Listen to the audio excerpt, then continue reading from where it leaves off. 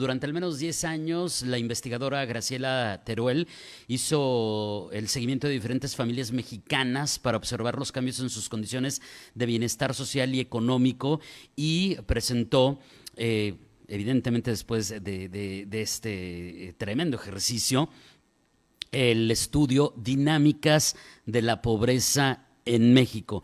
¿De qué viene? ¿Qué conclusiones nos pudiera compartir? Evidentemente de manera resumida, como puede ser un medio de comunicación, pero por supuesto que le vamos a decir dónde puede consultar más de estos datos. Pero hoy vamos a hacer un acercamiento justamente con la doctora Graciela Teruel, a quien le agradezco enormemente que nos tome la llamada. Ella es investigadora, doctora en Economía por la Universidad de California en Los Ángeles, directora del Instituto de Investigaciones para el Desarrollo con Equidad en la Universidad Iberoamericana, fue consejera académica fundadora del Coneval, miembro del Comité Técnico para la Medición de la Pobreza y del Comité Editorial del Trimestre Económico, codirectora de la Encuesta Nacional sobre Niveles de Vida de los Hogares, y desde el EQUIDE coordinó el levantamiento de la ENCOVID-19, pertenece al Sistema Nacional de Investigadores Nivel 3, es consejera del RIMISP, de la Comunidad y Biodiversidad y del Consejo de Investigación y Evaluación de Política Social del Estado de México, y ha participado en proyectos de investigación interdisciplinaria con diversas universidades, por ejemplo, de los Estados Unidos, CONACYT, el National Science Foundation, el National Institute of Health, y tiene diversas publicaciones, como por ejemplo Estudiando el Bienestar durante la pandemia del COVID-19, la ENCOVID-19, en la Revista Mexicana de Sociología, por resumirle un poquito su perfil. Doctora Teruel, muy buenos días, gracias por tomarnos la llamada. Muy buenos días, David. Saludo con mucho gusto a ti y a tu auditorio. ¿Cómo fue este ejercicio, este estudio que tengo entendido, y espero haberlo dicho correctamente, doctora, de 10 años para ver qué es lo que está pasando con la desigualdad, la pobreza en nuestro país? Sí, con mucho gusto. Mira, cuando uno ve las cifras de pobreza oficiales, estas que publica el Consejo Nacional de Evaluación de la Política de Desarrollo Social, y uno traza una tendencia en los últimos 30 años, se da uno cuenta que la pobreza pues prácticamente no se ha movido. O sea, se ha mantenido bastante estática. Entonces, lo que hicimos, el doctor Luis Rubalcaba del CIDE y tu servidora de la Ibero, fue un estudio de tipo longitudinal. En lugar de tener esas fotos, que son las que publica Coneval cada 2 años, nosotros queríamos ver la película. Entonces, seguimos a más o menos 35,000 individuos a lo largo de 10 años para ver cómo salían y entraban de la pobreza. Y justamente lo que nos dimos cuenta es que efectivamente la gente que nace en un hogar pobre no está destinada a ser pobre. Y los resultados principales dicen lo siguiente: 1 de cada 4 mexicanos sí están en pobreza crónica, así es como la definimos en el libro, que es el tipo de pobreza de la cual no se puede salir. 1 de cada 4 mexicanos se encuentra en ese tipo de pobreza y se encontró así a lo largo de estos 10 años. Para ellos, pues, se requieren todo tipo de políticas públicas complementarias para que puedan salir de esa condición. Y luego, 50% de los mexicanos entran y salen de la pobreza. Estos son mexicanos que lograron salir de la pobreza en algún momento de estos 10 años, pero también sus condiciones son de tal vulnerabilidad que regresan a la pobreza. Entonces, estos son los que en el libro denominamos pobreza transitoria y pobreza persistente. Y bueno, de la otra cuestión que trata el libro también es de las políticas públicas que se asocian a la mitigación de la pobreza, porque en el fondo pues no han sido efectivas. Tenemos políticas públicas que han sido muy parecidas para todo tipo de población que está en distintos grados de pobreza, y sin embargo la política pública ha sido bastante uniforme. Ya. Ahora, esto tiene, por lo que entiendo, doctora, ambos sentidos. Está esta parte de que alguien que usted nos acaba de explicar, que nace en pobreza, dejando un poquito de lado la pobreza crónica, no necesariamente se va a quedar ahí, pero también está esto que nos acaba de decir al último, es decir, el vaivén, es decir, hay gente que saldrá de la pobreza, pero hay gente que va a vivir en esa dinámica de entrar, tal vez temporalmente, en cierto contexto o nivel de pobreza. Sí, o sea, de hecho, 50% de la población, o sea, 1 de cada 2 mexicanos, en este periodo de estudio, que duró 10 años, ha entrado o salido de la pobreza. O sea, no ha estado en pobreza permanentemente, pero tampoco ha estado fuera de la pobreza permanentemente.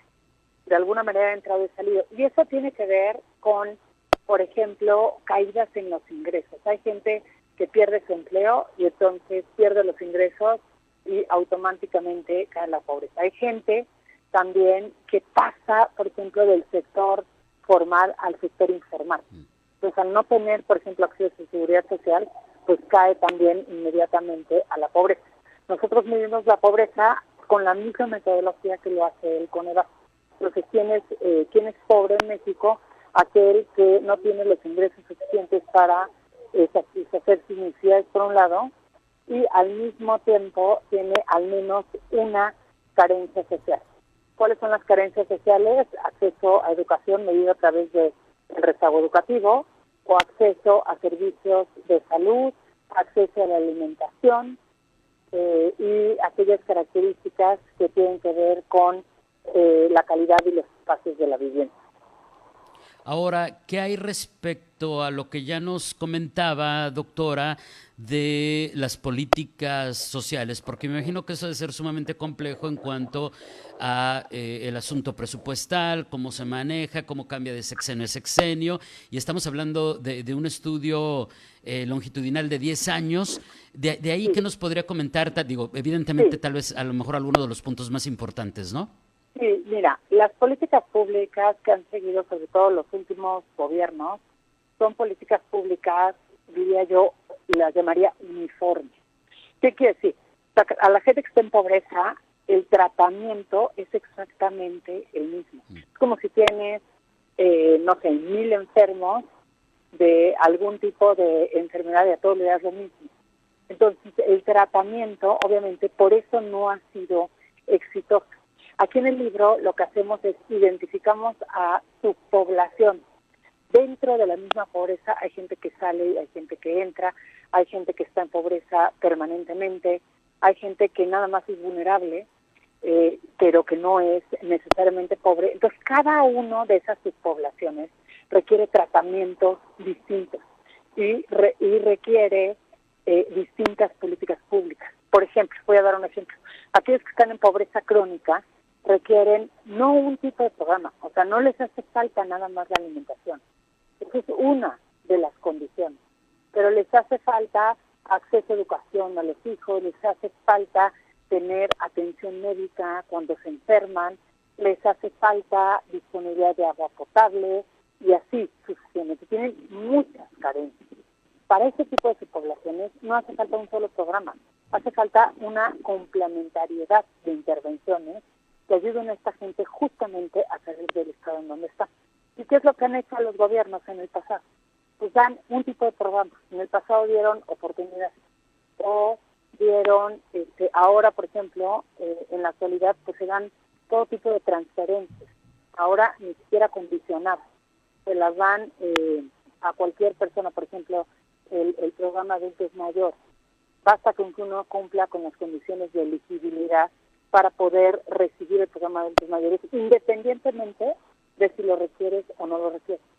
Entonces, yo creo que ese es el gran meollo y por lo cual ha sido difícil mover las cifras de pobreza.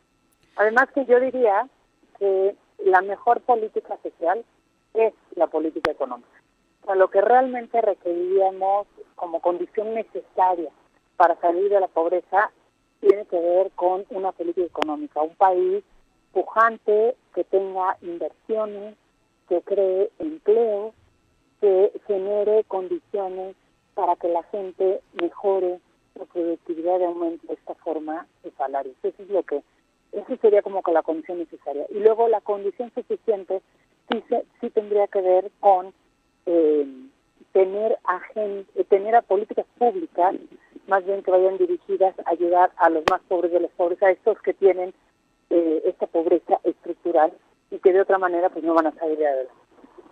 O sea, el asunto es entender qué es lo que está pasando de fondo, Por eso este estudio, para poder diseñar las políticas públicas que logren dimensionar de manera correcta cuando hablamos de tantas aristas de pobreza en un país como México. Entonces, doctora, si lo estoy entendiendo de manera correcta. Así es, David.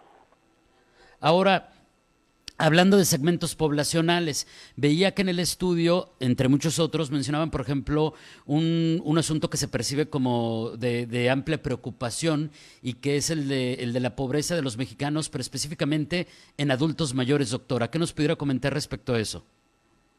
Sí, no. De hecho, una de las principales conclusiones del libro, y más bien es algo que de alguna manera se sabía antes, es que más bien son los niños los que se encuentran de forma mayoritaria en hogares pobres.